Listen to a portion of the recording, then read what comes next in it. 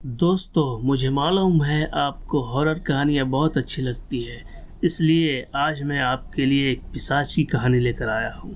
तो चलिए शुरू करते हैं पिशाच की कहानी। रात के 10 बजे ऑफिस से लौटते वक्त निखिल अपने करीबी दोस्त रॉबर्ट की कब्र पर फूल चढ़ाने के लिए कब्रिस्तान पहुंचा। कब्रिस्तान के सामने अपनी कार पार्क करके उसने कब्रिस्तान पर एक नज़र डाली। रात के वक्त पूरी तरह सुनसान था, इतना कि हवा के झोंके से पेड़ से गिरने वाले पत्ते की आवाज़ भी उसे साफ सुनाई दे रही थी।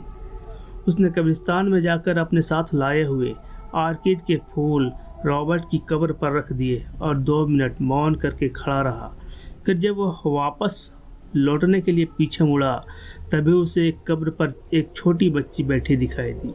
बच्ची के हाथ में एक हरे रंग का कांच का टुकड़ा था, जिससे वह बार बार आंख में लगाकर आसपास के कब्रों को देख रही थी। निखिल कुछ मिनट वहीं खड़ा रहकर उस बच्ची को देखता रहा। वह इंतजार कर रहा था कोई उस बच्ची की पहचान का आए और उसे सही सलामत अपने साथ घर ले जाए, पर ऐसा हुआ नहीं। फिर निखिल उस बच्ची के पास जाकर खड़ा हुआ। निखिल की तरफ देखते हुए वह छोटी बच्ची मुस्कुराई। निखिल ने पूछा, अरे छोटी, तुम अकेली यहाँ पर क्या कर रही हो और तुम्हारे माता पिता कहाँ गए हैं? वह बोली, मेरे माता पिता अगले कब्रिस्तान में गए हैं, जो वहाँ पर है।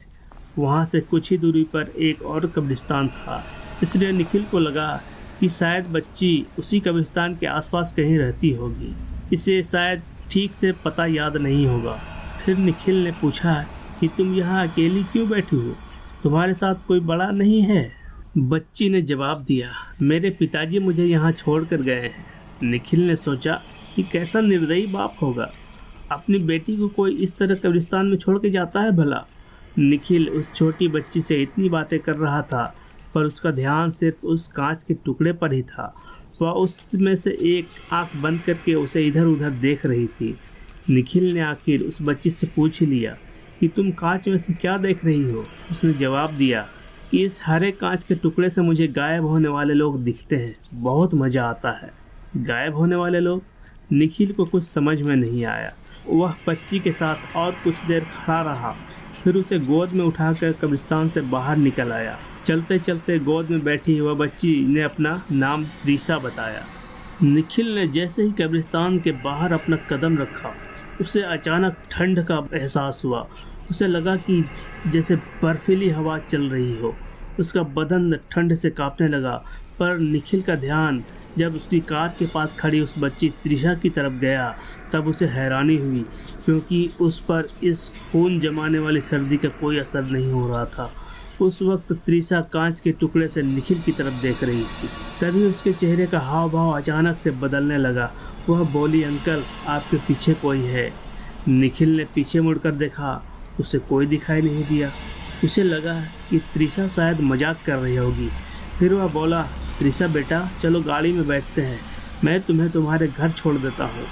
उस वक्त त्रिशा बोली, अंकल, आप भी कांच से गायब होने वाले लोगों को देख लीजिए ना। निखिल बोला, मैं बाद में देख लूँगा बेटा, बस तुम अब कार में जल्दी से बैठ जाओ। पर बच्ची ने जीत पकड़ ली कि अभी के अभी देखना होगा आपको। उसकी जीत पर निखिल ने जब वह कांच का टुकड़ा अपनी आंख के सामने लगाया, तब दहशत से उसकी आंखें फट पड़ी, क्योंकि उस कांच में से जब निखिल ने कब्रिस्तान की तरफ देखा, तब उसे जो दिखाई दिया वो कोई आम इंसान नहीं देख सकता था।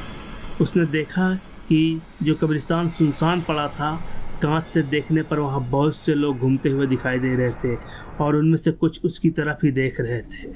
और जब उस कांच के टुकड़े से उसने अपने आसपास नज़र डाली, तो 3 बदसूरत जले हुए प्रेत निखिल को घेर कर खड़े थे और त्रिशा की जगह उसे एक छोटा सा पिशाच दिखाई दे रहा था, जो उसकी तरफ देख रहा था। उसका चेहरा भयानक था, तो नुकीले नुकीले दांत निकले हुए थे और मुंह से लार टपक रहा था। डर के मारे निखिल की हालत खराब हो गई। वह सोचकर ही कांप रहा था कि अपनी गोद में उठाकर वह किसे ले आया था।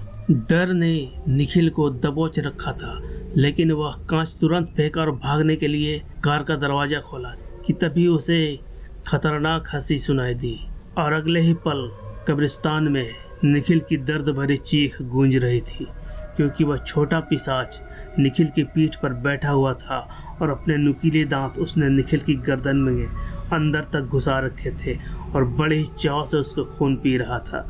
जब निखिल के शरीर का खून खत्म हो गया तब वह किसी कटे हुए पेड़ की तरह गिरा। कब्रिस्तान में फिर से गहरी खामोशी छा गई, ऐसा जैसे कुछ हुआ ही ना हो।